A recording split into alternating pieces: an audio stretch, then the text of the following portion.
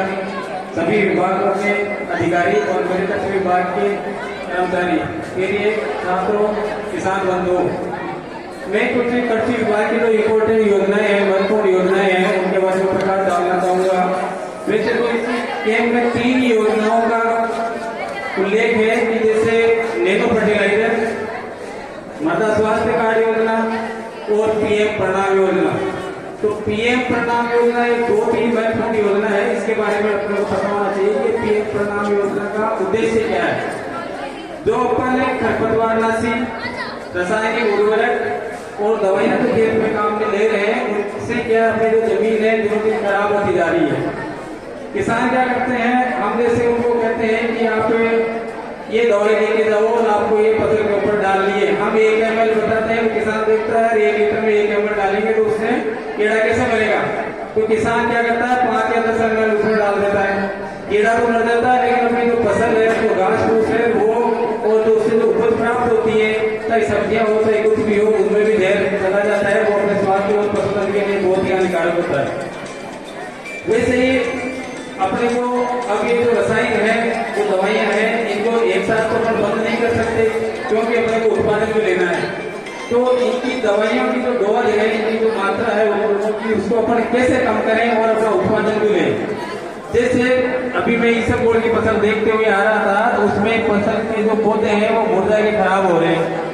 आज की तारीख में अगर किसान दवा डालना चाहेगा तो उसको 2 किलो दवाई प्रति हेक्टेयर, मतलब 9 बीघा के अंदर आपको आवश्यकता होगी, तब जाके वो उस दवाई से अपनी फसल की सुरक्षा कर पाएगा।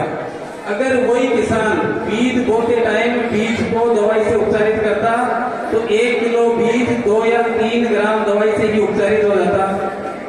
1 हेक्टेयर में इसबगोल के बीज की मात्रा होती है 4 किलो।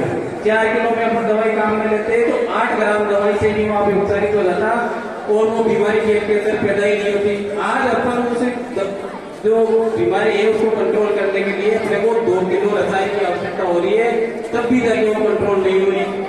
तो अपन क्यों नहीं ये जो दवाइयां हैं, उर्वरक है, उनका समय पे और किस तरीके से जो कृषि विभाग वाले जो बताते हैं, अधिकारी कर्मचारी लगे हुए हैं, उनकी आप राय सही के उर्वरक है, दवाइयां हैं, उनका प्रयोग करें।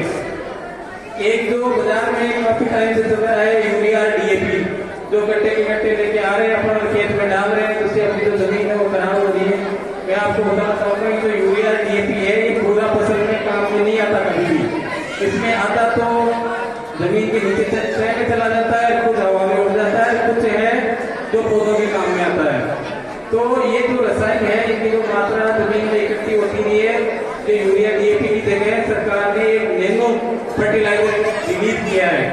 तो ये नैनो फर्टिलाइजर क्या है कि एक कट्टा जो आप यूरिया डीएपी का लेके आ रहे हो, उसके बराबर ये जो एक बोतल है, उसके अंदर उस एक कट्टे को डाल दिया गोल बना के। अब आप सोचोगे वो तो 50 किलो का कट्टा है और ये है एक 500 ml की बोतल है, तो उसके कंपेरिजन में कैसे करेगा। तो ये जो नैनो यूरिया है, नैनो डीएपी है, ये अपन खड़ी फसल पर डायरेक्ट स्प्रे करेंगे तो पौधा अपनी पत्तियों के द्वारा जितना भी उर्वरक है, पत्तियों के द्वारा सोख लेगा और पौधे को तुरंत अप्लाई हो जाएगा और उससे अपनी बढ़वा बढ़िया होगी। और जो अनावश्यक जो जमीन के अंदर जो रसायन जा रहे थे उनसे भी अपन बच पाएंगे। एक ये जो नैनो यूरिया है, इसका एक और फायदा है कि अगर बारिश नहीं हो रही है और फिर भी अपने को उर्वरक देना है फसल में, तो भी अपन ये जो नैनो यूरिया से अपन फर्टिलाइजर दे सकते हैं। एक दूसरा है कि सोइल हेल्थ कार्ड योजना। सोइल हेल्थ कार्ड योजना प्रधानमंत्री की बहुत ही महत्वपूर्ण योजना है। इस योजना में क्या है कि अपने जो मिट्टी है, मिट्टी के अंदर कितने तत्व तो मौजूद हैं, कितनी मात्रा में पौधों को उसकी आवश्यकता है और अपन कितने उसको दे रहे हैं। तो वो जो हम मिट्टी की जांच करवाते हैं आप लोगों से, उसकी ज्यादा शुल्क भी नहीं होती, ओनली 5 रुपए में आपकी मिट्टी की जांच करवा के आपको कार्ड ला के देते हैं। उसमें पूरी एंट्री लिखी हुई रहती है कि अपनी फसल को कितना यूरिया देना है, कितना डीएपी देना है, कितना बीज बोना है और कितने और भी जो तत्व हैं, पोषक तत्व है, उसको पौधे को देना है, उसमें पूरी जानकारी होती है। उसके आधार पर अपन पौधों को उर्वरक उपलब्ध कराए तो अच्छी पैदावार होगी, अपनी जो जमीन है वो भी खराब नहीं होगी।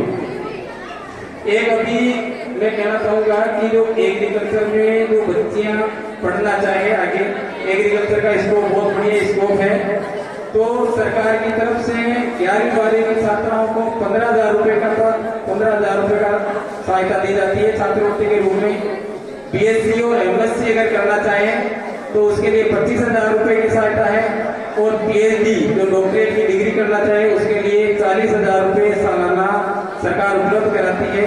ये बहुत ही बढ़िया है कि बच्चियां अपना भविष्य एग्रीकल्चर में आजमाएं और एग्रीकल्चर लें, क्योंकि इतनी ही फीस होती है जितनी सरकार आपको छात्रवृत्ति के माध्यम से उपलब्ध करा देगी। तो ये जो एक ड्रोन भी एक नया कॉन्सेप्ट आया है एग्रीकल्चर के अंदर। ड्रोन के द्वारा जैसे अपने शादियों में देखते हैं वीडियोग्राफी वगैरह ड्रोन से करते हैं तो उससे पूरा पिक्चर दिख जाती है, वैसे ही खेती में दवाइयों का स्प्रे, खातों का स्प्रे करने के लिए भी एक ड्रोन है, तो उसमें सरकार 40 से 50% तक का अनुदान देती है। तो वो भी अभी तो अनुदान पे उपलब्ध नहीं है, लेकिन आने वाले टाइम में वो भी आप लोगों को अनुदान पे उपलब्ध कराया जाएगा। और भी कृषि विभाग की बहुत सारी योजनाएं हैं, लेकिन यहाँ पे हमारे को बोलने से पहले लिमिट दे दी जाती है कि आपको शॉर्ट में बोलना है। तो किसी को भी और भी योजनाओं की जानकारी, जैसे तारबंदी है, पाइपलाइन है, फुहारा है, वो इस कैंप का हिस्सा नहीं है, लेकिन आप मेरे काउंटर पे आके और उनकी कितनी सब्सिडी है, कैसे अपन आवेदन करें, उसके बारे में आप जानकारी लें। और एक जो भी किसान भाई पढ़े लिखे हैं, सबके पास मोबाइल है, तो राज किसान सुविधा ऐप है, वो अपने मोबाइल में डाउनलोड करें। जितने भी कृषि विभाग के आवेदन हैं वो उसी ऐप के माध्यम से आवेदन